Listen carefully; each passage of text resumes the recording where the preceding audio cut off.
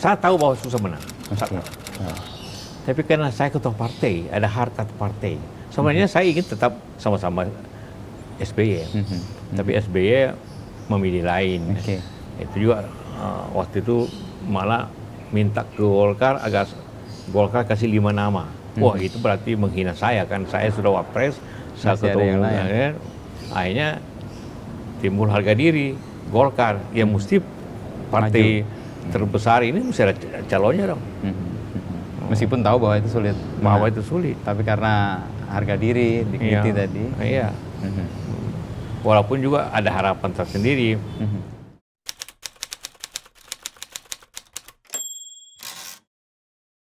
Tapi yang paling kerasa kemarin Pak Kala kan cukup intens ya untuk mewujudkan perdamaian di beberapa wilayah ya. Mungkin beberapa mungkin nggak bisa disebut, tapi kemarin Pak Kala datang ke Afghanistan, membantu. Saya ke Doha, ketemu Taliban. Itu bagian dari yang direncanakan atau memang orang lain melihat Pak Kala punya Modal modal sosial? mereka ngundang saya secara pribadi.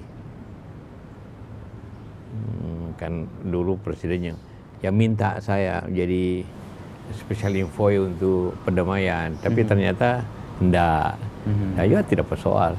Tapi mereka itu tetap mengundang saya. Meskipun nggak ada embel-embel special Tidak ada. info itu ya. Mungkin lihat Pak track record Pak Kala Iya, juga ya. secara pribadi. Yang paling kerasa di Aceh Pak ya. Aceh, Poso. Ya, Poso. Dari proses perdamaian-perdamaian yang Pak Kala hadir, terlibat, dan kemudian mempertemukan 2 atau 3 pihak yang bertentangan itu apa biasanya Pak yang menemukan mereka mau duduk bersama? Kita Menyelesaikan pelajari persoalan. dulu pertama backgroundnya. Kedua tujuannya sama. Ingin damai, tapi ingin ada tujuannya dicapai. Oke. Walaupun tidak semua. Di situ pertemuannya. Jadi terjadi win-win. Sekarang orang Aceh gak merasa menang karena dia gubernur. Oke. Dia bisa memerintah. Tapi Indonesia juga merasa senang, habis tidak ada konflik. Oke. Tidak ada orang mati lagi. Tapi tetap NKRI. Ya. Jadi semua merasa menang.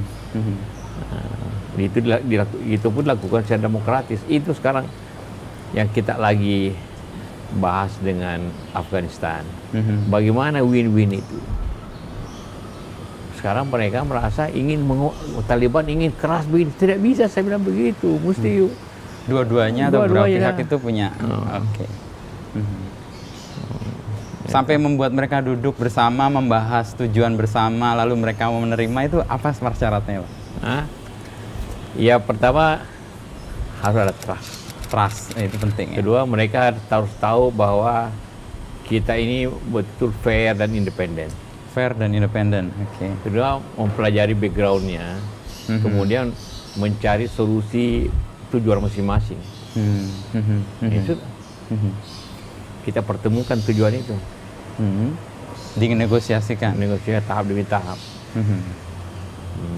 Soal resolusi konflik itu Pak Kala belajar dari pengalaman atau ada teori khusus? Pengalaman aja. Pengalaman. Sehingga dan banyak kadang-kadang bertentangan dengan buku. Saya bilang, ya loh, ibu bukan pengalaman orang, ini pengalaman saya. Bisa nanti saya tulis buku juga. Oke. Yang bisa merevisi atau memperbaiki buku yang udah ada. Contohnya hampir semua di dunia kalau mau damai di ceasefire. Ceasefire, oke. Saya di Aceh tidak mau. Enggak. Tidak ada ceasefire. Terus kenapa tidak ada ceasefire? Pertama, kalau ada ceasefire dia bisa menambah senjata. Oke. Kedua, dia akan menambah wibawa karena dia bisa ke desa-desa, kecamatan, di kota-kota menenteng senjata. Nah, itu hilang, mesti diburu terus sampai dia terdesak, sambil kita berunding. Itu resepnya salah satu Pak Kala yang berbeda dengan buku tadi. Iya. Kenapa tidak ceasefire? Tapi lain lagi di Afghanistan mereka minta ceasefire, oke, ceasefire. Tapi yang paling berat kan sebenarnya menumbuhkan trust di awal itu Pak. Iya. Tapi itu punya akibat, resiko. Resiko ya. Saya alami sendiri resikonya. Apa Pak? Poso, semuanya Poso banyak orang anggap itu persoalan agama, enggak, persoalan politik. Politik gitu. Apa politik yang Pak Ya, ngelihat? jadi ini masalah demokrasi.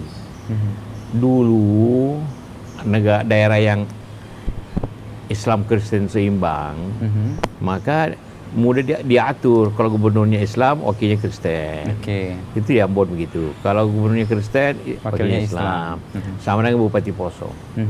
Tapi setelah kita Pemilihan keadaan langsung. demokrasi, tiba-tiba reformasi, demokrasi yang dipilih pun negara Amerika, the winner take all. Nah, karena penduduk Islam lebih banyak di Poso, maka gubernur, bupati, wakil bupati, sekda, ketua DPR semua Islam. Orang Poso, orang yang Tantena yang sebagai Kristen itu minta sekda aja, Nggak tidak dapat. dikasih pula, karena the winner take all. Akhirnya mulailah ketidaksenangan itu, terjadilah konflik anak muda. Oke. Nah, lama-lama membesar Meluas. dengan alasan tadi itu. Wah, ini Agama. kan agama, Oke. padahal kan politik. Jadi solusinya mengembalikan harmoninya, dan selesai. Dengan harmoni yang kembali lagi, orang bisa menerima Iya, perbedaan yang tadinya dipersoalkan. iya, iya. Ini sudah mulai apa? Sudah Pak, kita jalan aja. Ngobrol sambil jalan. Biasa gitu. Nah, Poso Pak, salah satu yang Pak Kala temukan itu bukan soal Nah, tadi saya agama. resikonya Tonyo, independen tuh. Itu saya punya kantor dan mall di Makassar dibom. Ketika Poso didamaikan. Setelah Oh, justru setelah. setelah damai. Kan setelah ditangkap yang bersangkutan, ini tokoh apa istilahnya, pokoknya Islam lah, mereka Islam. Wah, kita harap Pak JK itu memihak kita. Ternyata enggak. Ternyata enggak. Ketidakpuasan itu dilampiaskan dengan Bom. bom. 6 orang meninggal. Kantor saya dibom Lempar. di Makassar. Ya saya suruh tangkap aja. Ketemu. Jadi begitu. Wah, kalau memang punya risiko, harus independen, harus netral. Bukan independen, netral. Netral, ya. Dalam posisi yang imparsial gitu ya Pak ya? Iya, Tidak iya. dalam posisi membela satu, Iya. mengabaikan yang Harus lain. tapi berdiri di tetap. tengah-tengah. Mhm. Gitu. Dan Pak Kala sering menyebutkan ada dignity ya kalau dalam sebuah perundingan selain trust ya. Iya, jadi orang berunding itu harus satu sama lain dalam posisi yang sama Betul. dan saling menghormati. Jadi dignity for all, Ya. harga diri. Harga diri ya. Ya, harga diri. Jadi kita harus kalau ada dua macam konflik horizontal kalau antara masyarakat dengan masyarakat ke Poso Ambon, konflik vertikal antara masyarakat dengan negara. Ya. Nah, jadi kayak di Aceh itu vertikal. Vertikal. Nah, jadi kalau horizontal, ya negara, pemerintah bisa jadi mediator. Karena saya mediator antar keduanya, saya harus berdiri netral betul-betul. Ketika horizontal terjadi. Ya di tengah harus netral. Tapi mereka tidak kehilangan muka dengan dua-duanya. Jadi harus betul-betul netral. Contohnya datang ke Makassar, delegasi mereka, hotelnya harus kalau bintang 3 semua. Oke. Saya kasih mobil 3 juga. Semuanya begitu. Atau makan di sini. Walaupun tidak ketemu mereka, tapi harus betul-betul Diperlakukan sama. Dan itu ada ukuran yang membuat orang rasa bahwa mereka dapat perlakuan yang sama. Iya, dihormati, harga diri. Ya sama dengan di Aceh. Harga dirinya di mana? Di senjata. Senjata. Ya, jadi bilang kalau senjata, bilang banyak yang minta agar senjatanya diserahkan ke tentara. Ke pemerintah ya. Kalau itu bilang ya kita menyerah. Nah, apa solusinya kita buat? Senjata itu dipotong oleh mereka sendiri, tapi diawasi Oke. oleh pengamat asing. Iya, iya. Yuk potong, disaksikan. setengah dia ambil, bagian satunya dikumpul oleh TNI. Kumpul aja supaya jangan nanti mereka bikin senjata lagi ulang dari situ. Jadi akhirnya semua terhormat, dia tidak merasa menyerah, tidak merasa dilucuti, tidak. Tapi bagi kita tujuannya sama, senjata tidak ada. Ya, apakah diserahkan atau dipotong, yang penting dignity mereka tetap dimiliki. Ya, di situ letaknya. Ketemu hal-hal unik untuk setiap persoalan itu gimana caranya Pak Jika? Iya. Karena beda kota atau beda wilayah kan beda banget tuh. Iya, jadi sambil jalan mencari solusi juga dengan teman-teman, ada Hamid, ada Dr. Farid, Betul. ya. Dan juga sambil jalan begitu menolak menyerahkan senjata, kalau begitu apa yang lainnya? Oh iya, lainnya yang penting senjata tidak berfungsi lagi, potong aja. Sambil gitu aja. Sambil jalan. Artinya stick pada tujuan, meskipun caranya bisa macam-macam. Iya. Yang penting tujuannya tercapai dan semua orang merasa punya dignity tadi, Mbak. Iya. Aceh. Kalau dalam posisi yang sekarang lagi digarap di Afghanistan, dalam posisi tahap apa, Pak? Ya, ini juga mencari format. Karena ada 2 tahap, ceasefire dulu. Kemudian perundingan di mana mereka tujuannya sama, kemudian power sharing di pemerintahan. Itu mirip kayak Poso berarti ya? Iya, ya. Power sharing Poso aja di Aceh juga. Oke, power sharing dengan undang-undang pemerintah Aceh. Itu power sharing. Apa kewenangan pusat, apa kewenangan daerah kita formulasikan. Bagi kita tidak soal selama NKRI dijaga. Jadi di Afgan itu di situ ada 3 pihak sebenarnya, Taliban, pemerintah, dan Amerika punya pasukan di situ. Amerika dengan koalisi Amerika lah, NATO. Nah, jadi yang harus dicapai pulang tentara asing. Taliban itu kompromi untuk mencapai tujuannya, tapi dengan kompromistis. Nah, ini lagi dicarikan solusi. Kita sarankan ya ceasefire dulu, kemudian masing-masing apa diingini dalam power sharing itu, dan apa yang posisi-posisi yang dapat dibagi. Kemudian dilaksanakan pemilu. Nah, ini sekarang masih belum diterima sebagiannya. Belum diterima sebagiannya. Meskipun tujuan utamanya sudah mereka sepakati. Ya, karena dia berunding sudah, berarti tujuannya sebenarnya ingin damai. Ya. Tinggal kecil-kecil untuk pembagian teknisnya ya, Pak? Teknisnya. Gitu. Baik, Pak JK kan tadi menyebut soal kompromi, lalu soal harmoni. Dalam politik itu kompromi itu menurut Pak JK gimana? Oke atau orang harus punya? Oh iya, itu kan kalau dalam politik itu kompromi itu seninya, bagaimana berkompromi, bagaimana mencapai hasil dengan kompromi. Itu loh, saya bilang the art of politics, gitu kan. Bagaimana mencapai kompromistisnya, bagaimana mencapai itu. Kalau sistem demokrasi yang terbuka kayak Amerika, ya harmoninya dengan voting. Ya. Kita memang juga pada ujungnya voting, tapi sebenarnya harus melalui proses negosiasi. Kalau memang deadlock, memang iya terpaksa voting. Tapi voting adalah pilihan terakhir sebenarnya. Pilihan terakhir. Musyawarah mufakat itu sebenarnya kompromi dalam arti prinsip di Pancasila itu, Pak ya. Kompromi itu biasanya menghadirkan yang Pak Kala tadi sebut harmoni ya.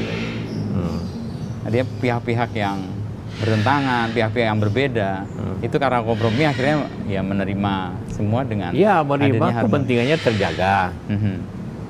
Seperti soalnya di Afghanistan, bagaimana pemerintah itu tetap bisa menjalankan pemerintahannya, agama dasarnya negara Islam, walaupun pihak Taliban ingin lebih detail lagi contohnya. Islamnya Tapi seperti apa gitu ya. Nah ini yang menjadi ya butuh waktu lah. Kalau Aceh dulu 6 bulan. Saya prediksi kita bisa ngatur perundingan di Aceh, Afghanistan itu setahun. Kalau kritik dari banyak orang di dalam negeri terkait Pak Kala kemana, ke sana, dan berhubungan dengan Taliban, lalu efek ke sini, Pak Kala pasti ya udahlah bagian dari resiko ya? Oh tidak.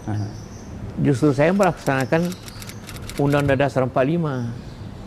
Menjalankan itu Pak, Ya. konstitusi. Bunyi Undang-Undang Dasar 45, negara dibentuk, pemerintah dibentuk untuk mencerdaskan bangsa, untuk meningkatkan kesejahteraan rakyat, ikut dalam ketertiban dunia. Betul. Dengan cara perdamaian abadi. Ya.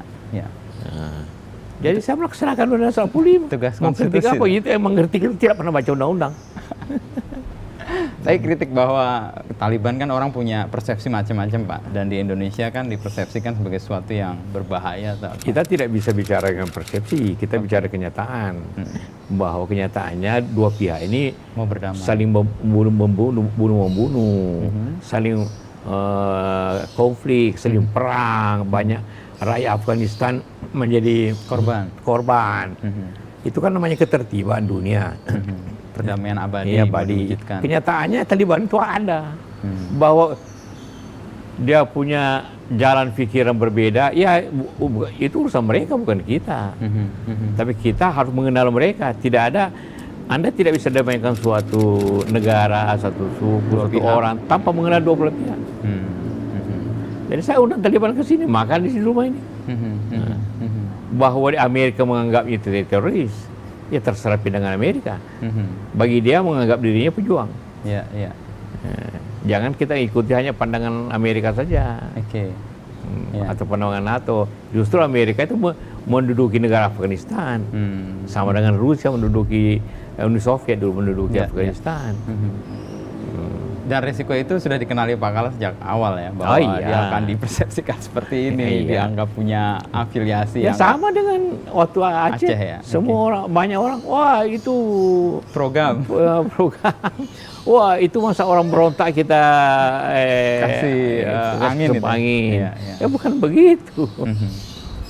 Itu bagian dari menerima posisi dia, eksistensi dia, lalu kemudian didudukan untuk didamaikan gitu. Iya. Menarik nih soal perdamaian dan kemudian beberapa yang terwujud. Tapi menghadapi resiko-resiko itu Pak Kala gimana? Ya semua ada risikonya. Kita jalan di jalan aja risikonya bisa ketabrak.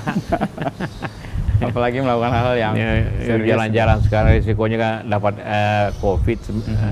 Semua ada risiko. Ini risiko kita hitung. Tapi saya risikonya ringan. Tidak berat. Saya kunjungi mereka. Kita ya kalau sekarang risikonya tentu ada juga risiko biaya. Menjamu mereka ya. Menjamu mereka saya itu saya pribadi semua kan. Bagian dari panggilan Pak Kala kayaknya setelah tidak lagi aktif di pemerintahan. Kalau soal power sharing tadi Pak Kala kan menyebut Poso itu bukan masalah agama sebenarnya, tapi konflik politik yang tidak dikenali sejak awal. Dan ketika Pak Kala, saya akrab dengan Pak Kala kan 2003-2004 ketika mau maju ke Pilpres. Dan waktu Pak Kala datang ke Menko Polkam waktu itu kan sebelahan tuh gedungnya Pak. Saya ingat sekali Pak Kala menyebut Indonesia itu butuh harmoni. Jawa, luar Jawa, tentara, non-tentara, dan itu terwujud sebenarnya di pemilu itu bahwa kekuatan-kekuatan yang ada emang harus bersatu. Itu bagian yang juga dihayati Pak Kala untuk mengelola banyak hal. Kita butuh melaksanakan kebinekaan kita menjadi bersatu. Kan dasar negeri ini kan harmoni itu. Dengan Bhinneka Tunggal Ika kan itu sebenarnya harmoni. Walaupun berbeda-beda tapi satu tujuan, satu upaya. Ya itu berarti harmoni. Ikatan untuk membuat mereka kita yakini hidup di satu tujuan apa Pak? Apanya? Kan orang berbeda-beda nih. Dan kita beri ruang gitu ya. kita yakin bahwa dia satu tujuan dengan kita, lalu kita kasih tempat Tujuannya orang kesejahteraan kesejahteraan. dirinya, ingin peningkatan. Itu juga harus digerakkan oleh negara, oleh pemerintah. Ya, nah dengan memberikan upaya kebebasan orang bekerja, orang berpendidikan, orang yang mempunyai kesempatan hidup bersama-sama. Itu kan suatu kesempatan kita untuk melaksanakan harmoni itu. Di Indonesia sebenarnya itu secara baik dilaksanakan. Contohnya sederhana saja. Ya, Pak. Ada nggak negara di dunia ini yang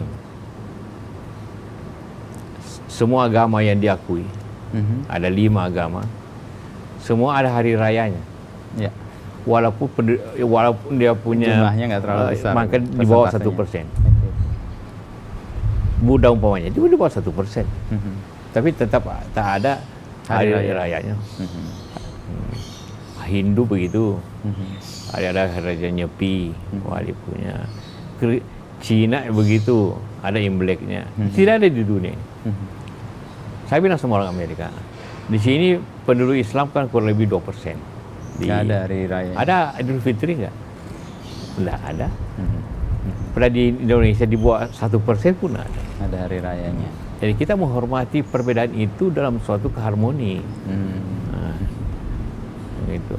Itu yang kayaknya menjadi eksistensi Pak Kala juga dekat dengan semua ya. Yang dari yang paling kiri sampai yang paling kanan itu kan kayaknya dengan Pak Kala tuh kayak nggak ada batas atau nggak ada hambatan untuk datang gitu. Itu gimana tuh Pak? Itu modal sosial atau Pak Kala menganggap itu sebagai efek aja dari Pak Kala melakukan sesuatu? Saya kira efek. Sekaligus modal sosial. Artinya kalau ada yang dibantu saya bantu, diperhatikan. Di samping itu juga secara sosial kita berteman, tidak membedakan. Seperti itu. Jadi apapun sukunya, bangsanya, agamanya, saya kena baik semua. Iya. Dan saya mengalami ini sih, ngelihat Pak Kala dengan siapapun yang saya anggap paling kiri sama paling kanan, paling ekstrim sana, paling ekstrim ini, semua bisa menyatu. Iya. Itu apa Pak yang membuat mereka nggak merasa sungkan ke Pak Kala? Ya, pertama saya menghargai mereka, apapun kondisinya ya. Apapun kondisinya. Kemudian juga ya saling membantu, apa yang perlu saya bantu atau sahabat minta bantuan. Oke. Bukan hanya itu, percaya partai saya, bagi saya tidak ada partai yang zaman dulu waktu saya pertama di wakil presiden kan PDP oposisi atau siapa. Tapi kalau ada persoalan yang pertama saya undang mereka. Dia merasa dihargai. Sehingga kadang-kadang orang Golkar juga agak sedikit enggak terima. Benar-benar resmi. Bagaimana Pak waktu Panda sebagai ketua PDP di DPR. Kadang-kadang Panda lebih, kalau ada persoalan negara ingin putuskan sesuatu dan perlu mereka tahu, saya duluan kasih tahu Panda daripada ke Golkar. Saya bilang Golkar itu kan saya ketuanya, buat apa saya kasih tahu duluan? Atau pasti tidak ada persoalan ya.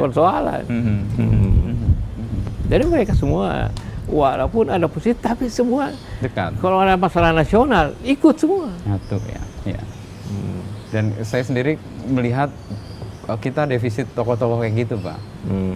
Orang yang bisa menjadi titik temu untuk banyak keragaman yang tadi di Indonesia kaya banget, Pak. Nah, iya. Itu tipsnya gimana sih, Pak, untuk bisa menjadi ruang di mana orang rasa nyaman datang ke Pak Kala gitu ya, selain tadi menghormati. Ya contohnya sering saya bilang, teman saya yang paling dekat, justru kan seperti Sofyan, dia orang Tionghoa, Katolik. Kristen, Katolik. Ya. Padahal dia kayak saudara betul, ke rumah bebas, makan bebas apa. Nah, itu puluhan tahun. Oke. Saya perlu tanya Pak Sofyan nanti. Kenapa dia begitu nyaman dengan Pak Kala ya, dengan posisi yang mungkin secara apapun berbeda sama sekali ya? Iya. Atau karena kepengusahaannya dekatnya? Kami kita tidak ada urusan usaha, sama sekali tidak ada. Oke. Walaupun anak saya berteman, tapi tidak ada satupun bisnis yang kita kelola bersama. Tidak ada urusan bisnis. Hanya kepentingan nasional. Oke. Dia punya kepentingan nasional, saya kepentingan nasional. Kita bersatulah kepentingan nasional Bersama itu. Bagaimana bekerja seperti itu. Nah, tinggal dibagi tugas saja. Lobby sini, kasih tahu teman-teman itu. Gitu. Ya, sama juga dengan partai itu, bagaimana saya menjelaskan mereka kepentingan nasionalnya. Bahwa posisi yang beda-beda karena lihat ada kepentingan nasional. Ya, kita bersatu di situ. Dan tapi dibutuhkan penjelasan yang baik. Sama waktu kalau Anda ingat zaman dulu kita menaikkan harga 126%, tinggi sekali kan? Iya. Nggak ada demo, nggak ada apa. Partai-partai pun Terima. saya undang dulu, saya jelaskan akibatnya kalau tidak naik. Ini negara yang bisa masalah. Argumentasinya Ini dan begini. Setuju. Dia sebagai kepentingan nasional. Terakhir saya undang semua wartawan senior, pemimpin redaksi, saya jelaskan di sini kan, ini akan terjadi besok. Maka kita ambil kebijakan ini. Kebijakannya begini, alasannya begini, ini. Semua, ya kalau Anda bikin berita sesuai dengan kepentingan nasionalnya. Dengan kepentingan nasionalnya, semua terima. Akhirnya itulah kenaikan yang tertinggi tanpa demo. Iya. Waktu itu saya kasih momennya 1 hari sebelum puasa. Iya, dan momentumnya pas itu Pak. Sengaja dibuat itu. Dihitung. Timingnya. Tapi intinya di DPR aman, di mana-mana aman. Beda sekarang, sedikit saja bikin berteriak. Berarti ada lack of argumentation dong Pak? Antara lain. Jadi logika, argumentasi logis. Atas keputusan.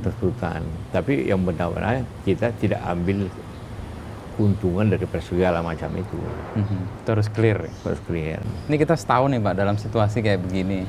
Saya ingat tahun lalu persis tanggal 5 ini. Kita main di sini, kita ngomong soal kemungkinan COVID dan sebagainya. Dan ini sekarang setahun berjalan, Pak Kala melihat sebagai ketua PMI pastilah dan sebagai salah satu tokoh bangsa yang melihat ini gimana Pak? Hari ini sudah lebih 1 juta. Dan menurut perhitungan saya, kalau begini terus trennya artinya setiap hari 13.000, kemarin 14.000, katakanlah rata-rata 12.000, maka akhir April akan 2 juta.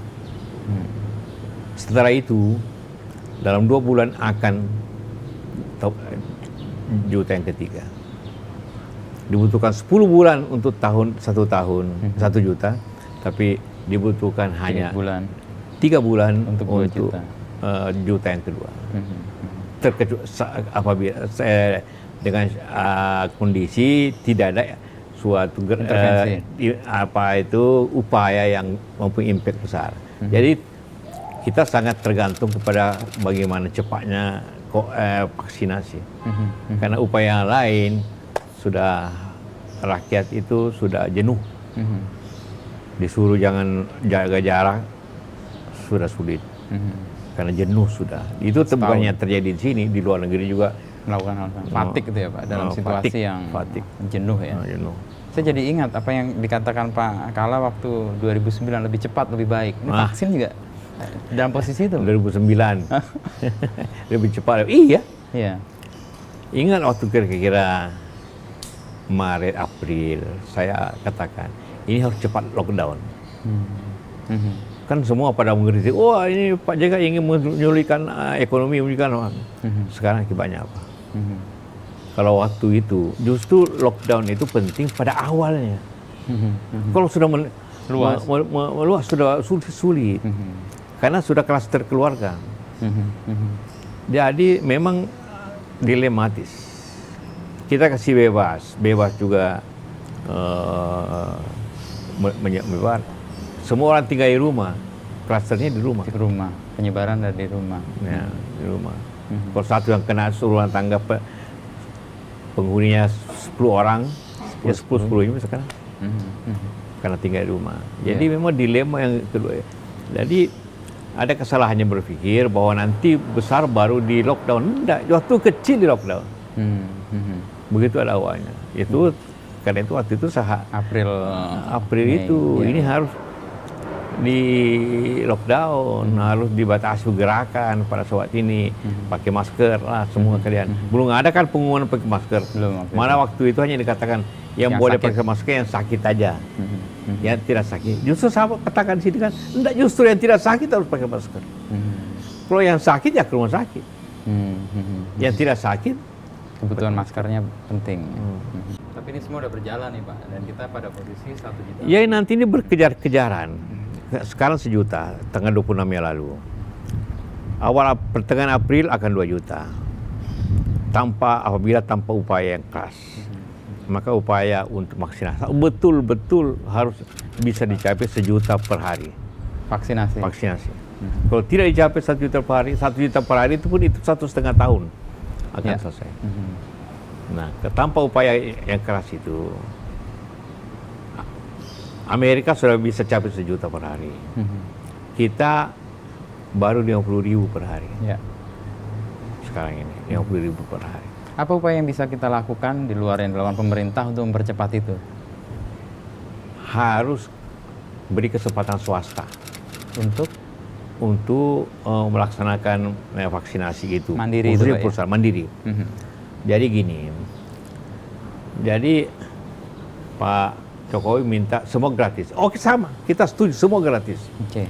Cuma kalau rakyat biasa gratisnya dari pemerintah. Kalau karyawan gratisnya yang bayar pengusahanya. Dan mereka mau.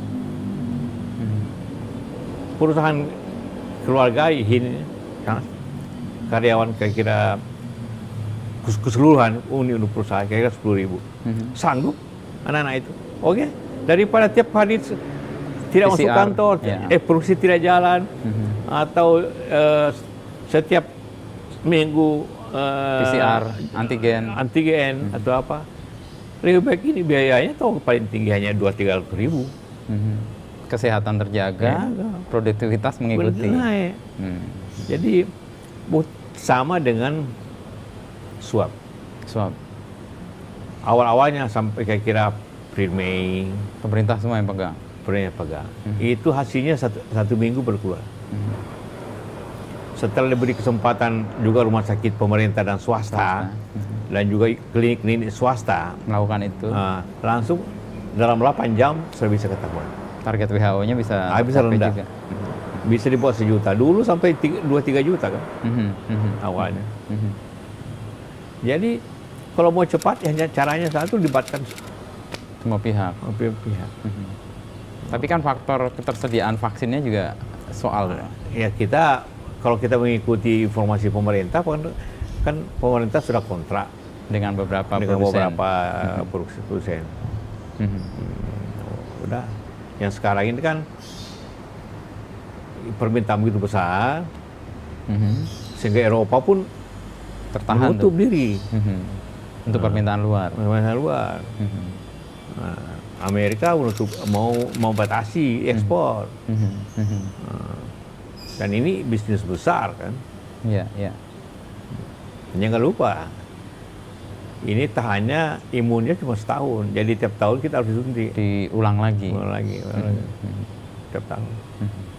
Nah, karena begitu complicated dan banyak yang harus dilakukan, pihak swasta memang harus dilibatkan secara lebih cepat. Jadi, pokoknya dibikin aturan aja. Karyawan-karyawan divaksinasi oleh perusahaan. Kalau 1.000 karyawannya, ongkos vaksinasi kira-kira 300.000. Ya, ini kan cuma 3 miliar. Kapan itu bisa menurut Pak Kala dilakukan? Karena kan kita juga butuh untuk medis. Saya bicara Menteri Kesehatan, kira-kira Maret April. Bisa dibuka untuk swasta. Ini sampai Februari ini semua nakes dulu. Maret baru buka. Tapi saya minta untuk segera agar swasta itu punya kesempatan mencari vaksinnya. Ataupun komitmen pemerintah datangkan nanti dibayar oleh swasta. Oke. Jadi pintu masuknya bisa pemerintah. Bisa. Lalu dari pengusaha datang ke pemerintah, dia mengumpulkan karyawannya. Iya, butuh berapa? Butuh 1.000 sekian bayar. Nanti kasih gratis ke karyawannya. Kan fair. Jadi tidak melanggar prinsip dasar ketentuan gratis presiden tadi, bahwa gratis semua. Ya gratis semua. Karena jangan lupa, memang masyarakat di bawah itu kecil itu penting. Tapi yang juga pentingnya produktivitas. Siapa yang menggerakkan produktivitas ini? Ialah para manajer-manajer itu, para karyawan pabrik itu, para karyawan kantor itu yang menggerakkan ekonomi ini. Jadi pemerintah ngurusin rakyat, Ya. pengusaha dan para pemilik perusahaan mengurus karyawannya. produktivitas dengan membuat karyawannya sehat itu, Pak. Iya. Jadi semua dicapai, dan itu juga memberi kesempatan lebih cepat prosesnya. Jadi Selesai. rakyat lebih cepat divaksin. Ini tepatnya lebih cepat lebih baik. Lebih cepat lebih baik. Kalau dalam posisi isu soal keadilan, Pak, nanti kalau orang ada isu, oh ini negara memberi kesempatan orang yang punya dulu untuk Ya, divaksin. saya katakan, apa emangnya orang itu yang punya itu tidak punya kepentingan, tidak punya manfaat. Kalau direksi perusahaan cepat mendapat vaksin, maka dia bisa menggerakkan usahanya lebih cepat. Orang-orang yang tidak mampu ini bisa bekerja. Kenapa menjadi tidak mampu? Karena banyak pengangguran, banyak PHK. Oke. Tapi tahun ini digerakkan usaha ini, orang semua pengusaha pada sehat, kan bisa menggerakkan ekonomi ini. Dan bisa mempercepat juga proses vaksinasi. Nah, argumentasi ini yang agak kosong nih Pak narasinya sekarang. Iya. Sehingga membuat orang ngerasa nggak punya, ini kenapa harus dilakukan kebijakan ini kenapa harus dilakukan kebijakan ini. Iya, Beda ketika itulah. waktu itu.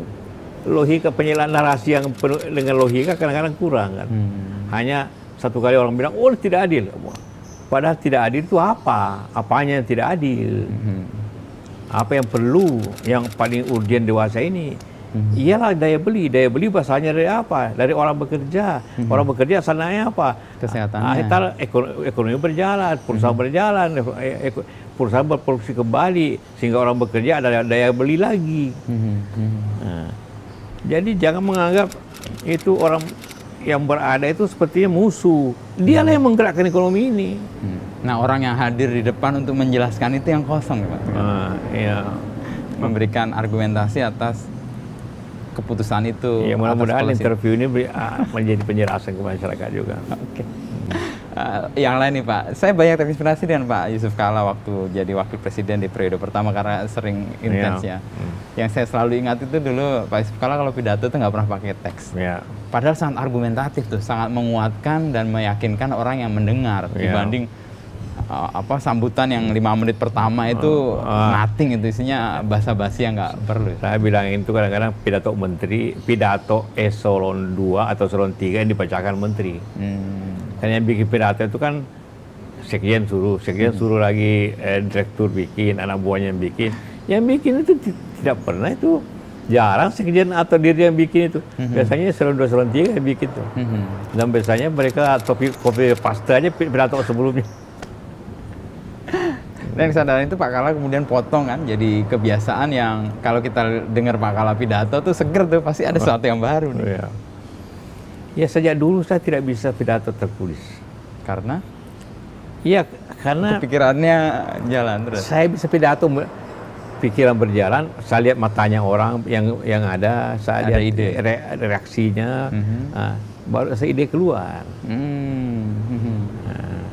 Dan itu kalau ditulis orang lain Beda. Jadi kadang-kadang jadi saya terbalik, pidato dulu baru ditulis.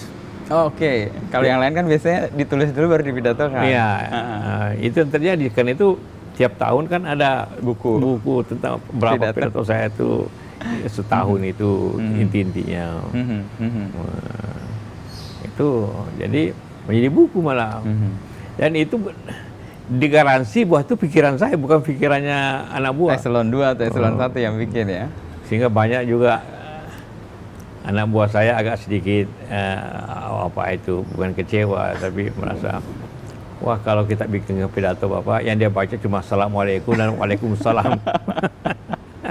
Suara isinya yang lain. Nah, untuk menemukan esensi dari sebuah pidato di sebuah pertemuan yang kadang-kadang beda, itu Pak Kalla mendapatkannya dari mana? Membaca. Jadi saya minimum sehari membaca 1 jam. 1 jam. macam-macam Baca. buku. Oke. Ya bisa baca 10-20 halaman lah. Tanpa membaca Anda tidak bisa Bicara, ya. itu. Dan kedua, baca koran, baca berita, Update. Jadi, saya langganan 8 koran. Oh, sampai sekarang Pak? Sampai sekarang. Apa aja Pak? Kompas, Media Indonesia, Republika, Jakarta Post, dulu Tempo, sekarang Tempo lagi. Media Apalagi? asing? Hah? Media asing? Media asing enggak. Enggak. Media asing lebih gampang, lebih cepat Di online. Di online. Oke. Punya 8, jadi Sindo, Oke. seperti itu. Itu pagi biasanya jadi bacaan Bapak sebelum Pagi saya ada pagi habis 1 jam untuk baca koran. Itu kayak feeding ya buat Pak jika ya selain sarapan. Jadi semua perkembangan saya tahu. Gitu. Kalau buku bacaan Pak Kala sekarang lagi baca Macam-macam. buku? Macam-macam. Bisa baca buku tentang ekonomi, tentang bisnis, biografi, bisa buku sejarah. Oke. Biografi sama sejarah nih menarik. Kenapa Pak? Melihat pengalaman orang. Dia tergantung siapa. Oke. Bisa biografi orang asing, bisa biografi dalam negeri. Tidak mau baca semuanya, lihat saja Poin-poin perjalanannya. pengalaman di bidang ini apa. Oke. Kalau tokoh yang membuat Pak Kala terinspirasi atau membuat Pak Kala punya imajinasi atas peran-peran Pak Kala? Tidak ada spesifik. Nggak ada spesifik. Tidak ada spesifik. Karena masalahnya saya baca banyak. Jadi kayak bercampur ya jadinya. Tapi kalau bacaan katakanlah ekonomi saya seperti itu kan Stiglitz. Stiglitz ya, oke. Itu. Cocok ya argumentasi sama teorinya dia. Ada peranan pemerintah, tapi swasta juga penting. Situ letaknya kan. Keseimbangan tadi ya, harmoni tadi ya. Membaca lalu menemukan inspirasi dari tokoh dan perjalanan orang. Sejarah juga tadi. Kalau sejarah apa Pak yang Pak Kala petik? Sejarah banyak bagaimana Korea maju. Kenapa Cina bisa maju contohnya? Apa yang terjadi di Eropa? Uni Eropa. Kenapa Uni Eropa? Ya, sejarah Indonesia tentu. Ya. Kenapa terjadi pergolakan? Saya sedang baca nih G30S. Apa yang terjadi sebenarnya? Dari sudut pandang orang Amerika, bahwa sebenarnya Amerika terlibat gitu. Minat khusus atau emang karena ada bukunya datang? Sejak dulu. Jadi kalau saya kemana-mana, saya sering umpamanya istri aja ke mall, itu saya paling malas. Tapi kalau saya toko buku, ada toko buku di situ nggak? Ada, oke. Nyari. Saya ke toko buku, ibu belanja, kita ketemu di toko buku. Kalau mau pulang, ke toko buku. Sejarah apa Pak? Apa karena sejarah itu berulang? Atau pandangan Pak jika terhadap sejarah? Ya, sejarah itu perlu kita pelajari supaya jangan terjadi lagi hal yang sulit atau sejarah yang baik. Contohnya, Korea kenapa Korea lebih maju daripada Korea Utara? Kenapa Korea lebih cepat maju? Apa yang terjadi? Apa yang dia buat? Seperti itu. Kalau kita tidak pelajari itu, nanti kita jangan terulang sama kita. Kasus Singapura ya Pak, apa menurut Pak Kala yang membuat mereka begitu cepat berubah? Leadership. Leadership macam apa yang menurut Pak Kala? Ya dia tegas dan konsekuen. Lee Kuan Yew. Sampai sekarang terbawa. Ya, terbawa. Soal disiplinnya. Negaranya dibuat sedemikian rupa. Walaupun saya kasih Kompas yang kasih ribut. Jadi waktu Lee Kuan Yew datang, dia ketemu saya. Dia sudah bukan Perdana Menteri lagi datang. Saya diskusi, dia kadang-kadang debat lebih 1,5 jam. Dia membuat saran tentang Indonesia, tidak salah itu. Begini nih. Jangan ini, saya lebih tahu daripada Anda, saya bilang. Begini mestinya. Keluar, dia bilang, ditanya wartawan, mangkali Anda yang nulis kali. Bagaimana pendapatnya? Wah, dia bilang, sayang Pak Yusuf Kala hanya wakil presiden. Jadi headline di Kompas itu kan. Ingat. Wah, itu Jadi heboh seluruhnya kan. heboh sudah. Sayang Pak Yusuf Kala wakil presiden. Dulu yang kasih heboh itu Buya yang bikin The Real Presiden. Ya, waktu itu. Jadi dua bersamaan tuh. Waktu itu. Jadi suasana jadi agak tegang. panas. Panas. Tapi ada hal yang menarik juga sih soal tadi pidato, lalu soal bagaimana Pak Kala punya kesegaran untuk membuat argumentasi dalam sebuah kesempatan itu dan membuat orang. Yang ketiga adalah uniqueness-nya Pak Kala nih. Pak Kala tuh kalau saya melihat kayak orang yang susah diatur dan hadir dengan dirinya sendiri. Saya waktu itu Pak Muhammad Yunus yang datang ke istana. Iya. Itu juga foto, ada foto yang di Kompas kan. Iya. Dan yang untung saya. Jadi betul. Waktu itu tema soal kemiskinan kita bicara Iya. Pak, saya masih ingat. Jadi Presiden Pak SBY mengundang namanya Presidential Lecture. Ya, presidential lecture saya ingat. Dia undang Yunus, Muhammad Yunus. Grameen Bank yang dapat Grameen Nobel Bank. perdamaian. Dia punya undangannya itu dari Seknek, pakaian jas lengkap. Ya.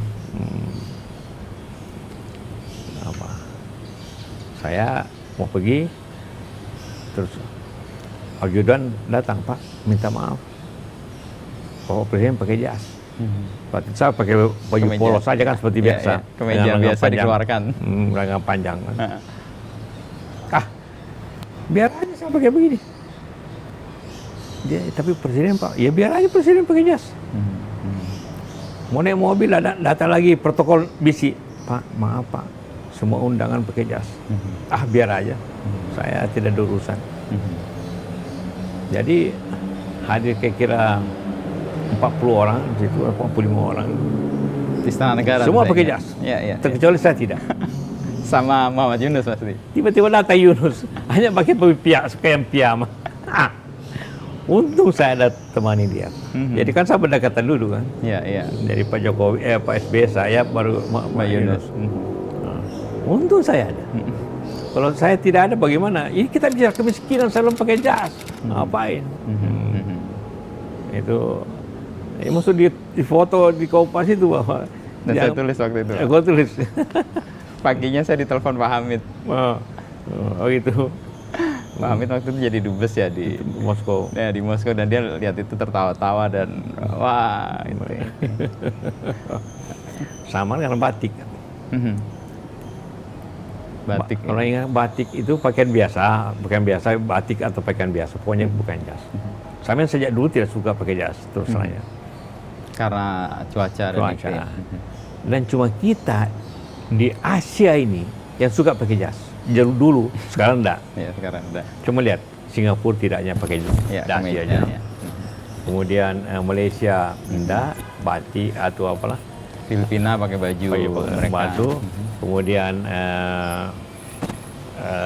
Thailand tidak, India tidak, Jepang pakai jas. Tapi semua yang ada di garis khatulistiwa, cuma kita yang suka pakai jas. Kenapa Pak menurut Pak Kala? Itu berlebihan menurut saya.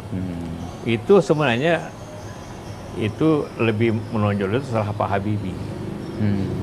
Karena Pak Habibie biasa di Eropa pakai jas, gitu kan. Jadi, nah ini pengalaman menarik. Jadi tidak ada aturan. Ya sama bagaimana merubah semua ini. Jadi saya tanya sama adik saya Ahmad Tensio, Mat, ini kita mau hemat ini energi listrik. Listrik itu apa yang paling banyak makan apa listrik itu? Energi paling banyak dipakai. Bilang AC. AC. Kalau siang kan lampu tidak menyala. Ya. Ya AC menyala. Oh, bagaimana agar AC itu bisa hemat? Iya, jangan kasih full. Kasih 25 aja temperaturnya. Temperaturnya. Nah, betul sekali saya bikin edaran. Saya minta bikin edaran. Semua kantor pemerintah harus maksimum 25 derajat. Ya, saya masih ingat itu. Masih ingat kan? Apa yang terjadi? Dua hal yang terjadi. Orang hemat listrik. Kedua, orang tidak bisa pakai jas. Iya, karena nggak nyaman sama sekali. Nggak nyaman, panas, kepanasan. Iya. Maka orang mau batik. itulah perubahan yang tanpa aturan. Mhm. Hanya efek daripada temperatur AC itu. Diturunkan, maka langsung tidak ada pakai jas. Mhm. Tapi saya punya masalah kemudian. Apa tuh, Pak? Besoknya setelah saya umumkan itu, Mhm. itu kawin anaknya Pak SBY, Agus ini. Agus ya. Oleh Pak SBY, saya diminta jadi saksi. Oke. Nah, saya sudah dengar bisik-bisikan, saya dikasih tahu Uceng Yadi, Pak, ini wartawan mau rame datang, mau lihat bapak pakai apa. Bajunya. Jam 2 siang lagi nikahnya. Mhm. Kalau saya pakai jas, saya melanggar aturan sendiri. Betul. Jadi saya putuskan pakai batik. Hmm. Ibu, enggak pakai jas, enggak pakai batik. Tapi saya telepon dulu Pak SBY. Oke. Pak, minta maaf karena sesuai dengan persetujuan kita. Soal aturan. Itu pakai baju ringan aja. Nah, jadi saya jadi saksi ini pakai batik, tidak pakai jas. Oh ya, enggak apa-apa, Pak. Jadi dari si fotonya di ruangan saksi itu cuma saya yang pakai batik, ya. Yang penting wartawan pun di luar, saya ketawa-ketawa aja. Beda sendiri juga. Saya konsekuen. Dengan apa yang diputuskan untuk diterapkan itu. Iya. Nah, itulah yang penting untuk menjaga pemerintah. Ya, kita kok pemimpinnya harus konsekuen, memelihara konsistensi dan memelihara apa yang kita bicarakan kita lakukan.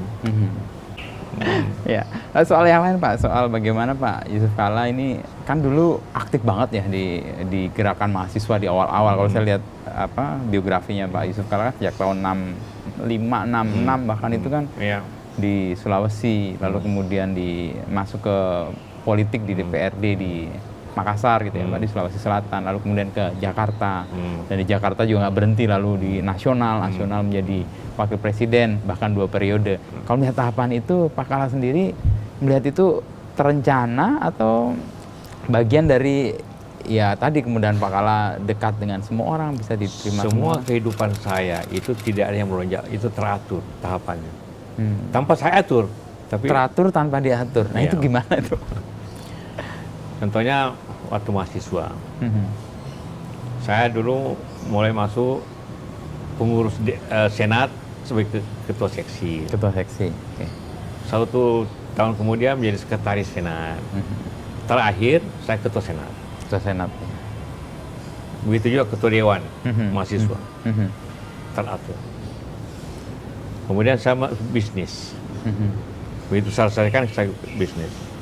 Bapak saya pertama kali jadi manajer. Oke. Manajer bapak saya manajer. Manajer penjualan. Setelah bapak saya sudah mau berhenti, saya jadi direktur. Bapak saya berhenti total, dia hanya urus sosial saja. Saya jadi dirut perusahaan. Dirut, ya. Setelah dirut jadi komisaris. Bertahap terus saya, Pak. Dalam politik juga begitu. Saya pertama anggota DPRD. DPRD. Kemudian anggota MPR. MPR, utusan daerah begitu ya, Pak? Utusan daerah. Kemudian menjadi menteri. Dari menteri jadi Menko. Jadi Menko jadi Wapres. Presiden gagal. Jadi tahapannya semua kan. Iya. Jadi artinya kalau saya bicara sesuatu, saya tahu karena saya alami. Ada di proses itu semua, Pak? Iya, proses itu semua. Waktu saya Menko, saya tahu bagaimana jadi Menko itu karena saya pada menteri. Waktu Wapres saya tahu. Karena pernah jadi Menko. Pernah Menko.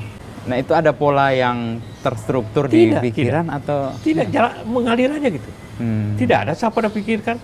Tapi ada keteraturan yang membimbing di situ ya? Ya, setelah kejadian itu saya sendiri ngontrol diri saya. Oh, saya belum sanggup jadi ini. Atau saya sanggup jadi Menko karena saya pernah jadi menteri. Oke, jadi ada mengukur juga, Pak, ya? Mengukur. Saya bisa jadi Wapres, toh saya sudah tahu sistem pemerintahan. Kalau yang dulu menjadi Capres itu, 2009? 2009, Capres. Iya, sebenarnya itu hanya karena saya tahu bahwa susah menang. Tapi karena saya ketua partai, ada harkat partai. Sebenarnya saya ingin tetap sama-sama SBY. Tapi SBY memilih lain. Itu juga waktu itu malah minta ke Golkar agar Golkar kasih 5 nama. Wah, itu berarti menghina saya kan. Saya sudah wapres, saya Masih ada yang ketua umum, lain. kan. Akhirnya timbul harga diri Golkar. Ya mesti partai terbesar ini mesti ada calonnya dong. Meskipun tahu bahwa itu sulit. Bahwa itu sulit. Tapi karena harga diri, dignity tadi. Iya. Walaupun juga ada harapan tersendiri. Kalau tidak mencapai 50%, maka mesti kan siapa nomor 2, kebagian nomor 2 kan. Kita ada perjanjian dengan Ibu Mega, siapapun kalah kita saling bantu. Kalau putaran kedua. Putaran kedua. Tapi nggak terwujud itu waktu itu. Emang sulit ya. Tapi kemudian Pak Kala Ketua PMI juga waktu itu Pak ya. Ketua PMI. Lalu kemudian di 2014 muncul lagi Pak. Itu ceritanya gimana Pak? Saya jadi wapres 2 kali. Saya tidak pernah meminta. Saya tidak pernah menonjolkan diri. Saya dua-duanya diminta. Waktu 2004 SBY yang datang minta. Kontak, ya. Tapi ada backgroundnya. Pada waktu dia turun kita saling berpelukan bahwa saling membantu. Kalau dia punya kesempatan saya bantu. Kalau saya punya kesempatan dia bantu saya. Oke. Jadi sekarang dia punya kesempatan saya bantu. Waktu Jokowi yang keras itu Ibu Mega. Untuk Dia minta. tidak mau take, dia minta sama saya. Dia tidak mau kalau bukan saya wakil. Bu Mega bilang. Jadi Bu Mega itu saya selalu hormat karena 2 kali saya diangkat jadi Menko. Yang kedua dijadikan wakil presiden. Ya, tapi walaupun saya tidak pernah minta, saya tidak pernah ketemu Bu Mega. Tiba-tiba keluar nama itu dan diminta Iya, untuk saya dikasih tahu, Ibu Mega ini berkeras, Anda jadi wapres. Ya terserah lah. Argumentasinya dapat nggak Pak? Kenapa?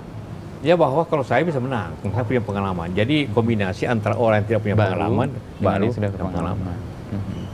Dan Yunus senior, Ya. Harmoni antara itu bagus. Harmoni antara itu Yunus senior, orang yang tidak pengalaman dengan orang pengalaman. Dan di posisi sekarang, kalau Pak Kala melihat apa yang Pak Kala jalani ini bagian dari yang keteraturan tadi atau enggak? Iya, bagian daripada keteraturan. Jadi kalau menjalankan konstitusi kan, kalau tadi Pak Kala menyebut soal perdamaian dunia dan ketertiban umum. Perdamaian juga begini, teratur juga kan. Ya. Poso kan konflik kabupaten. Oh iya, Poso. Maluku konflik provinsi. Aceh konflik nasional. Nasional betul. Nah, setelah itu saya masuk internasional. Oke. Wah ini nih, saya baru dapat nih. Iya. Nggak diatur tapi teratur. Dan Teratur. stagingnya jelas Pak ya. Ini menurun ke anak-anak nggak Pak? Hah? Menurun ke anak-anak nggak? Enggak. Walaupun ihina saya kemarin waktu ke Afghanistan minta ikut. Oke. Kenapa? Saya mau belajar perdamaian. Nah, ikutlah saya bilang. Asal kau betul-betul mau belajar. Karena itu menjadi juru damai itu harus mengetahui backgroundnya. Yang paling sulit saya apa? Membaca konstitusinya Afghanistan. Kita harus tahu konstitusinya. Kesulitan di pemahamannya atau Iya, kendala, memahaminya bagaimana ya. logik dibaliknya, Logik, argumentasinya. Waktu Aceh saya baca seluruh Aceh. Saya juga pernah ngurus Kalimantan Selatan kan, tapi karena itu terbuka. Ya, ya. Kita pelajari. Dan banyak itu kemudian tercermin ke Ihin untuk bisa belajar juga. Ya, dia mau berusaha belajar. Oke. Kalau untuk keluarga, Pak Kala kan sering menyebut, dulu saya ingat life balance ya, hidup secara imbang lah, pekerjaan dengan keluarga. Iya. Lalu dulu kan Pak Kala nyebut jangan bawa pekerjaan ke rumah, itu salah satu. Tapi sekarang situasinya kan orang bekerja di rumah nih. Itu gimana Pak? Saya tidak bekerja kan. Ya, tapi saya tetap ke kantor. Jadi sejak dulu ya, sejak di Makassar saya tidak pernah bawa satu tas pun ke rumah, terkecuali kalau saya keluar kota. Jadi orang di kantor saya kalau saya tinggal tas, Keluar kota nih. Kemana nih? Oh jadi tanda malah ya? Tanda malah. Karena biasanya nggak pernah bawa Tak pernah dari rumah, tangan kosong. Begitu saya selesaikan semua soal di kantor. Tidak di rumah. Urusan pekerjaan saya tidak pernah libatkan istri saya. Kadang-kadang saya pun merasa juga. Kadang-kadang dia marah. Kenapa nggak tanya? Kenapa nggak ini? Contohnya kadang-kadang pembicaraan di pemerintahan, saya tidak pernah kasih tahu istri saya. Kadang-kadang marah, dia taunya dari orang lain. Wah, begini kan ternyata. Iya. Nah itu pilihan Pak Kala ya untuk melakukan itu. Apa dasarnya Pak? Supaya apa? Supaya saya jangan ribut di rumah. Saya jangan, supaya saya enak tidur. Jangan nanti lagi mau diskusi lagi soal pemerintahan, atau jangan, atau soal dagang. Tidak pernah. Jadi ada pembagian yang pembagiannya. clear, Oh, ibu urus rumah, mau apa, mau cat up rumah, mau bagaimana anak-anak kebun, didik mau anak. kemana, mau bunga apa, saya tidak ada urusan. Tapi kalau kantor ya urusan saya. Oke. Kalau Pak Kala mendidik anak-anak? Ya, seperti biasa tentu selalu orang ingin agar seperti dia. Oke. Nah, jadi karena saya juga sekolahan, anak-anak saya harus sekolah dulu, tapi dia memilih di mana sekolah dia sendiri. Pak Kala memberi kebebasan? Mereka bahasa. Sampai usia SMA atau ketika Setelah kuliah? SMA. Setelah SMA. Kalau SMA ya Masih tentu diarahkan. masih bisa diatur. Tapi Kau setelah sekolah itu di sini, kau sekolah di sini. Tapi kalau sudah lewat SMA dia sendiri pilih mau masuk fakultas apa, itu aja. beban jadi anaknya Pak Kala berat dong. Kan paling nggak harus minimal seperti Pak Kala. Anak saya kebetulan kan 4 perempuan di 1 laki. Iya. Ya, Ini dia- yang paling berat nih kayak beban. Tapi mereka tidak pernah mau pakai nama saya. Persis ya. Tidak pernah mau mencapai sesuatu dengan langsung saya anaknya. Pak Enggak. Yusuf Kala gitu. Enggak, ya. Mereka enggak. Dan itu pasti mengembirakan buat Pak Kala. Karena mereka kan mandiri artinya kan. Iya. Punya dunianya sendiri. Iya. Ada kekhawatiran nggak Pak anak-anak nanti wah nggak seperti saya, nggak punya capaian seperti saya? Iya Atau tentu Pak, juga ada upaya, ada tentu. Tapi dari 5 anak saya, dia ikut perusahaan 3 orang, 2 orang ikut perusahaan, 3 kan suami ikut suaminya ya. suaminya. Nah yang terakhir soal PMI nih Pak. Ini Pak Kala kan 2 periode juga di PMI. Tantangan paling besar yang Pak Kala lihat untuk mengelola Indonesia dalam kacamata PMI ini apa? Pertama, negeri kita banyak bencana. Persis Pak. Nah harus juga, dan bencana macam-macam. Negara kita kepulauan, artinya logistiknya Susah, sulit, ya. lebih berat daripada bisa lebih berat. Tapi tantangannya lebih Ya. Nah, tapi ini kita atasi seperti donor darah juga seluruh Indonesia. Kita harus bertanggung jawab. Sekarang karena semua orang tinggal di rumah, orang kerja di rumah, tidak ada susah. lagi pasokan. acara donor darah rame. Tidak ada lagi. Jadi terpaksa kita minta tentara, polisi untuk membantu. Nah sekarang lagi yang rame plasma convalescent. Kita kampanye agar yang Bisa pernah jadi kena gerakan. itu dapat mendonorkan. Tapi usaha sosial itu menarik, walaupun PMI itu harus netral. Netral betul-betul. Kalau ada konflik dia dua-duanya. Dan perangkat untuk mewujudkan itu memadai Pak PMI. Hah? Oh iya, pengurus bagus, organisasi karena sudah tradisi begitu. Dan beda dengan organisasi lain. Kalau organisasi lain pengurusnya bisa ratusan. Kalau kita batasin dengan dalam anggaran dasar. Contohnya pengurus pusat tidak boleh lebih dari 21. Oke. Pengurus provinsi tidak boleh lebih 17. Tingkat 2 hanya boleh 15. Ya, ya. Jadi efektif. Oke. Efektivitas itu yang membuat gerak juga lebih mudah ya Pak ya? Sudah. Untuk datang kemana-mana. Kalau kental di politik, ini ada isu politik yang seru dan Pak Kala amati nggak di Indonesia? Ya seru sekarang soal Demokrat. Gimana menurut Pak Kala? Kan juga di partai juga mengalami kayak gitu juga. Ya berarti itu dimulai ada masalah internal. Tapi masalah internal oleh beberapa pihak dibawa keluar. Oke. Minta bantuan lah kayaknya. Ya mestinya si masalah internal saya ke internal. Kalau terjadi kritikan ya tentu ada media Dewan Kehormatan apa bisa menyelesaikannya. Tapi terlanjur dibawa keluar, ya jadi beginilah. Tapi ya juga tentu yang orang pemerintah juga mesti menahan diri untuk tidak mencampuri terlalu jauh. Ya, ya. partai itu. Biar jadi masalah internal aja. Ya, bagian masalah internal. Gitu. Kalau politik yang agak maju nih Pak, soal pilkada dan pilpres nih. Pilkada ini kan akan jadi persoalan baru nih. Iya, 2022 atau 2024. sebenarnya sih prinsipnya dulu, dapatkah dilaksanakan suatu pemilu yang semuanya digabung, legislatif, tiga legislatif, Ya, DPRD, DPR, tiga, DPR, DPD, DPD. 4, kemudian pilkada, berapa pilkada, ditambah presiden. Bisa nggak dilaksanakan ini secara Bersamaan. bersamaan? Menurut saya Anda bisa. Nah, kalau tidak bisa berarti kan kacau. Ya. Kacau, atau seperti 5 tahun lalu, pemilu begitu beratnya, banyak petugas pemilu yang meninggal. Nah, kalau tidak bisa dicapai itu ya, menurut saya Dipecah. jangan pilkada 1 kali, pilkada sebaiknya 3 kali. Dulu kan pilkada tiap minggu ada di mana-mana. Dulu saya mengusulkan agar digabung-gabung, Ya, diringkaskan ya. dilekatkan. Tapi jangan juga 1 kali. Kalau sekali nanti seluruh bupati, seluruh gubernur orang baru. Bagaimana kalau rapat? Semua orang baru, tidak ada pengalaman. Mestinya diselang-selingi pemilihannya. Ada pemilu. Jadi kenapa menurut saya pilkada 2002 masih relevan apabila kita melihat jangan digabung semuanya. Karena soal kesanggupan tadi, Pak. Kesanggupan teknisnya, karena kita tidak main komputer.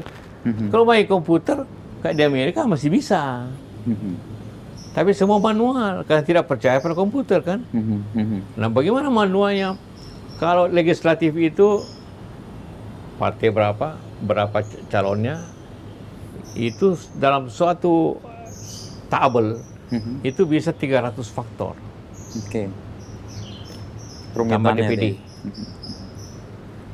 Ditambah lagi pilkada. Berat amat.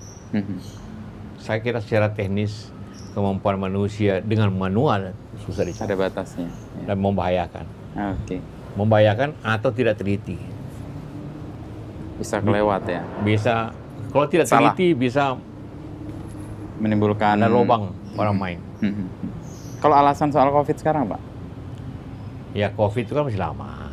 Ya, insya Allah tahun 2024, 2022 sudah turun. Kalau COVID kemarin, pilkada kemarin pasti ada seperti di Makassar ada unsur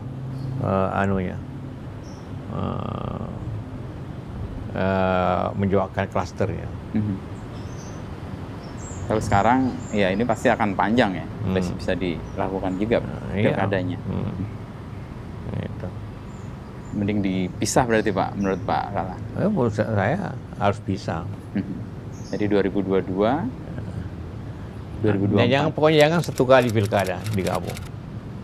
Dulu saya mengusulkan sebagai ketua Golkar, tapi tidak sekali. Saya usulkan 3 kali. Karena mengurangi kerumitan dan kesanggupan penyelenggara itu ya. Berarti undang-undang harus diubah nih Pak ya? Undang-undang harus diubah. Undang-undang tidak banyak perubahannya. Kita katakan saja bahwa pilkada itu tahun 2022 tetap jalan. Udah. Itu ada DKI. Banyak ada kalau tidak salah ada 12 berapa?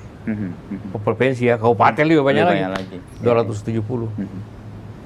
Enggak khawatir Pak kalau ada keriuhan, kegaduhan soal polarisasi dan sebagainya. Pengalaman kita tidak lagi.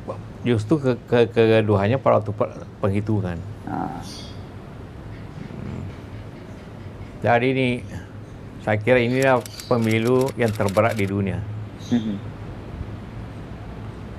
Amerika juga pada saat yang sama memilih wali kota, memilih sheriff, memilih senator, tapi semua dengan computerized kan. Kita masih manual semua. Manual semua. Kayak perlu dibagi itu ya. Ini tulis ini. Ini komunikasi dengan Golkar lancar Pak selama ini masih? Lancar, Erlangga sering ketemu. Oke. Mereka minta awalnya dulu saya minta jadi ketua Dewan Penasihat, saya menolak, saya tidak mau, sudah cukup lah. Tapi meskipun enggak, tapi tetap punya. Oh iya, teman-teman itu. Dan pasti dimintai banyak pendapat untuk termasuk ya pilkada ini, karena Golkar kan dalam posisi kayaknya juga mau mengusulkan supaya dipisah itu Pak ya. Iya.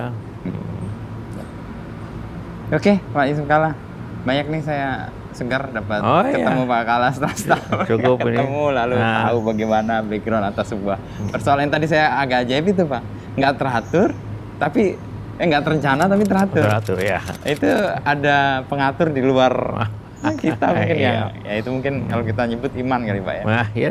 Ada yang mengaturnya sebagai sebuah. Baik Pak Kalla. Oke. Terima kasih banyak. Sama-sama.